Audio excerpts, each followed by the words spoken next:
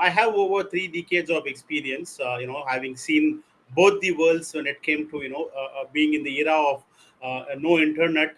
That's when I started my career, the good old days of Unix C sort of a programming languages, SQL. Those have been my starting point. Being in the IT industry, when I started off my settling outside of India was never my ambition. Way back, came back.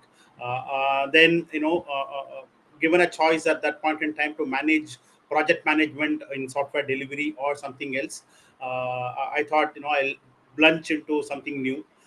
Considering that I was part of a customer ODC during my Patni computer system days, where compliance was very important element.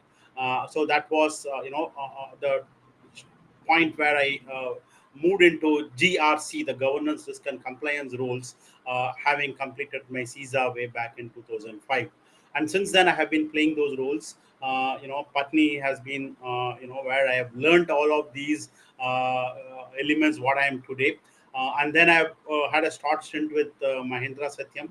And then my longest stint was with Wipro for 10 years, wherein I was managing the business continuity and the entire COVID crisis. Me and my team were program managing. So that's what my background. And 2023, I wanted to run behind my passion to do something on my own. So came out of corporate life, and currently I have my own small consulting firm. So I do advisory, consulting, training in the gamut of cybersecurity, information security, data privacy, resilience is our forte. And then as when I was with the business continuity, that's when I got to hear about ESG, and the ESG bug started on me, and that's where the journey started on ESG. So some of the elements of ESG closely resonate on my personal stuff, and that's where I focus on ESG as well.